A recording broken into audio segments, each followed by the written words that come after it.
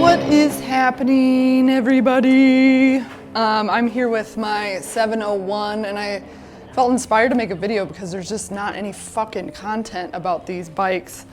So funny story, it was on a rental and I get a call from the dude and I'm thinking like, oh, he got pulled over because the registration's expired, but that doesn't happen in Texas.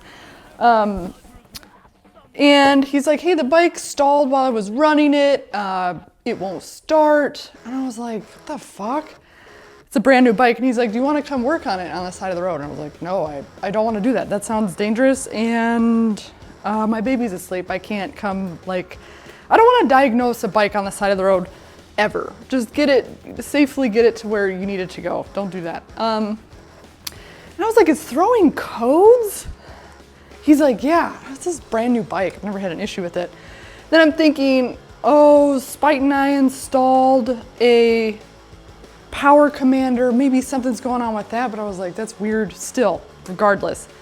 We get it towed back to my house and it's throwing a headlight code and the traction control code, and it was throwing an ABS code. And I was like, that's a lot of codes that don't really make any sense.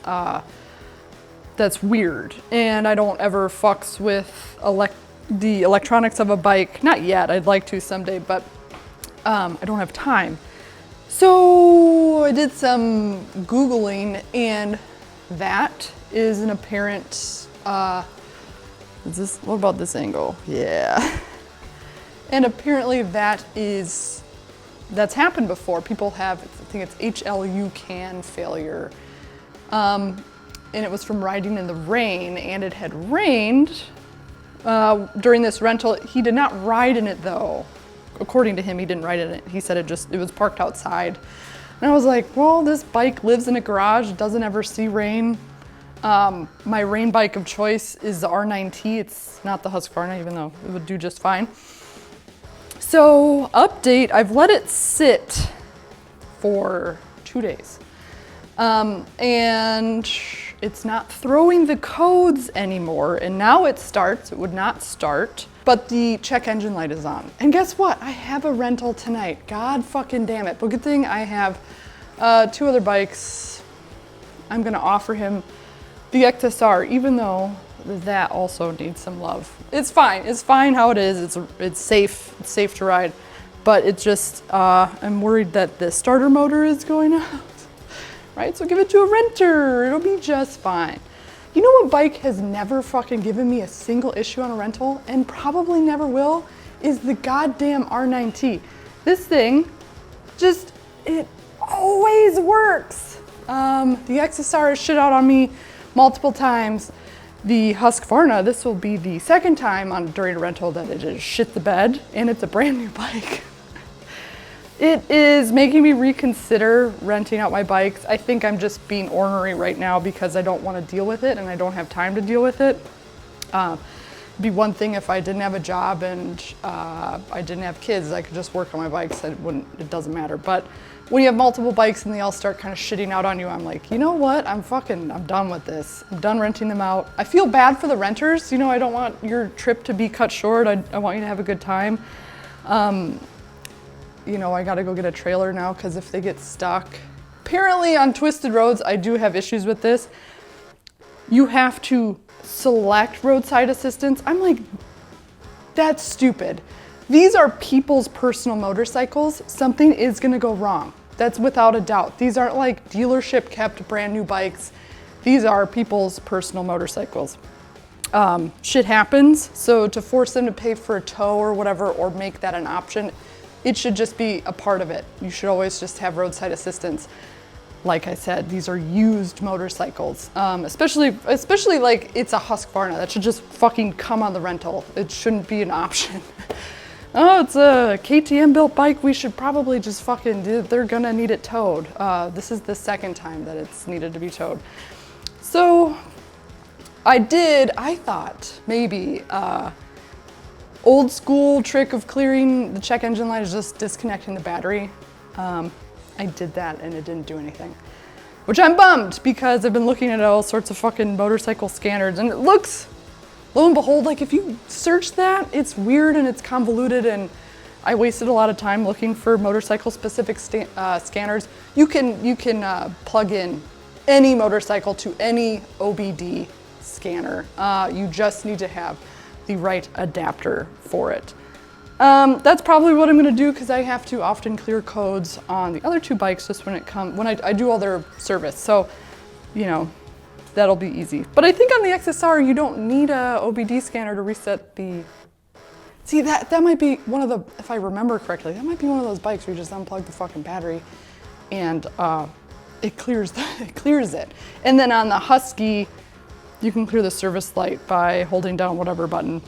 But with the BMW, I am just so tired of taking it in and they're like, what do you need done? I'm like, can you just clear the lights? That's all I need done. It's like a big trip for no reason.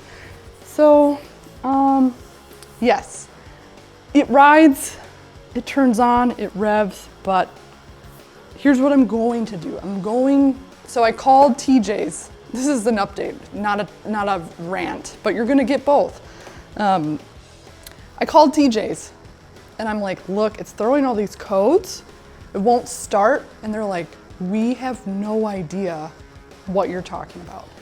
I was like, yeah, it's weird, isn't it? And he almost alluded to the fact that even if I did bring it in, that they wouldn't be able to figure it out, which I thought was strange, which led me to go buy an OBD scanner for myself and just deal with it. Because also it's, you know, about to be, wait, what month is it? April? I don't know, fucking idea. It's nice outside, so every fucking shop is booked. I don't want to bring my bike to a shop right now. I'm sorry, local shops. I don't want to wait 4 weeks, 6 weeks to get it back. So, but they did say, give us a call before you come in, and maybe we can just run out with the scanner and clear it. And then they're like, and hope that nothing else is wrong. I was like, that's great. It's just like a hope. It's a Husqvarna. Just hope that nothing's wrong with it. I'm gonna do that. They don't open until Tuesday, and it's MotoGP weekend. And guess what bike is being rented out for MotoGP? This one. If I can't get them to clear it or whatever, I'm just gonna let the guy fucking ride it and be like, dude, just call me if it doesn't start. But I did one of the first things I did was check the fuses, and the headlight fuse was pretty toasty. I've never seen a fuse like that on a bike where it's just like, huh, this looks like it's a little zapped, but it's still intact, it's still fine. Shit, you know what I'm saying? But then I'm like, right now, I'm like, why do I own that bike? And then I look at it, I'm like, well, I know why I own that bike. It's a lot of fun too. If you buy this bike, just buy an OBD scanner. Just get it out right away, you're gonna need it. All right, called the dealership, they're like, bring it in right fucking now. Otherwise, you're shit out of luck. Okay, service light's on, but it should run. I've got a support vehicle with me. Get out of my way, Yamaha. Well, here's what's weird. So I was like, oh, the check engine light went away. That's good. Well, all the lights went away. The ABS light and the traction control light. Those are normally on. So at first I was like, oh, fuck yeah, I don't have to bring it to the dealership, but you know what? Let's just do it anyways. Also the ABS module is hissing a lot louder than it normally does. Runs great.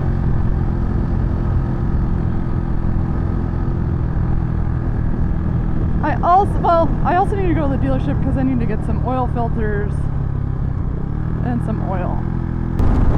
Okay, highway test. Pulling just fine. I do wonder if all of those braking components, the TC and the ABS, I wonder if they're all disabled right now.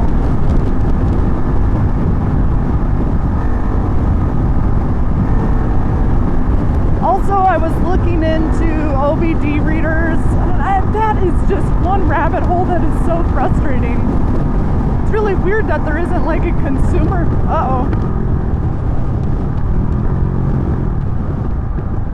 and it's dying. Shit. It's right where I always want to be, the side of the highway. I'm gonna get off here. Let's try to start it again. Fuck.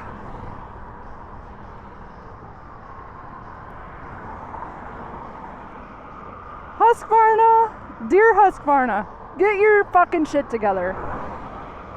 Let's see if we can just make it to that exit. The issue is crossing all this traffic. It's dead. Fuck! Fark! Alright, well, I'm gonna have to call a tow, guys. A TC failure. What else?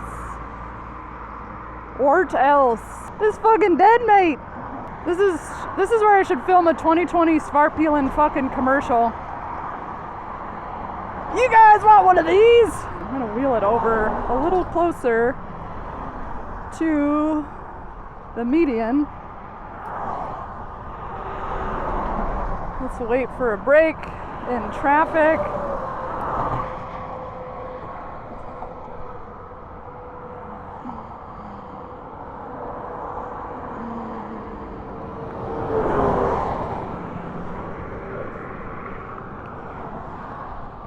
I thought I could make the trip, because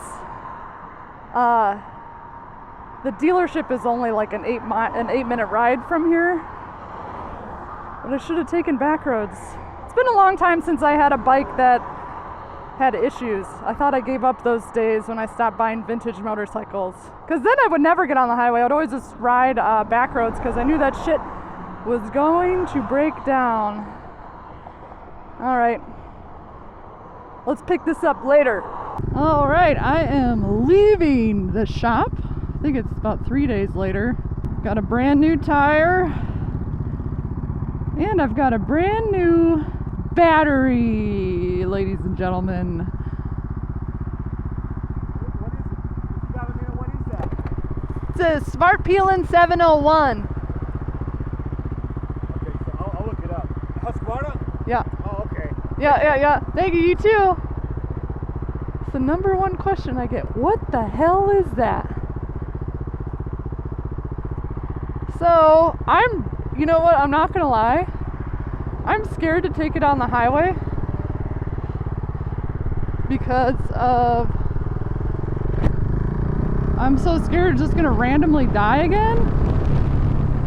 Oh, of course, this guy just has to pull out in front of me. Look at this. It's a Final Destination truck. So I'm gonna stick on the frontage road even though I'm on my way to the BMW Revival Cycles hand-built motorcycle show. But I'm gonna take the frontage road just in case it does that weird thing again. Look at this truck. I gotta get around this thing. I don't want to be behind you. No offense. Not that I don't trust a shop, I do, but I was super confused. I was like, wait, so you can be doing 80 on the highway and the bike will just die because you've got a faulty battery? And he's like, yes. He's like, that's happened to me before. And I was like, damn. So it's not like a car. He was like, no, the alternator is big enough on a car to keep the bike running. Hey guys, guess what? I lost the rest of that vlog like a fucking professional vlogger. So the battery died and I was confused because that was the first thing that I checked. I don't know what a good angle is, you know, at midnight underneath a fluorescent light in your garage when you're tired. The first thing I checked was the battery. My coworker Spite was like, I texted him, I was like, dude, has this ever happened to you with your SMCR? He's like, no. He's like, you should check the battery. I've got an extra battery if you need it. But I had mine hooked up to a tender and it's got an indicator on there if the battery is dead or cooked. I thought, you know, that's when the red light comes on. But it was fine and it was charging and it was charged and it was starting. And it's a brand new bike. I just assumed that the battery would be good at least for like 2 or 3 years. So at first the dude was like, it's not covered under warranty. And I was like, excuse me? I hate to emphasize this, but it's a brand new bike. Like, what do you mean it's not covered under warranty? And then the guy behind him was like, it's covered under warranty. He's like, bill the fuck out of Husqvarna. So he didn't say that, but he's like, bill Husqvarna, they'll do it. So yeah, if you are riding and your bike just fucking stalls, and it throws a bunch of weird TC codes and your ABS module sounds like it's hissing ancient nomadic magical spells at you, it's your fucking battery. I'm guessing this is gonna start coming out as like a known thing. Mine can't be the only one. I also remember reading somebody on a forum who had the same exact thing and they were stumped, and the dealership like sent them home and they said that it stalled again because no one's gonna think about the battery. Like, oh, you hook it up, you charged it, the end. So if that happens, just get a new fucking battery and bill Husqvarna.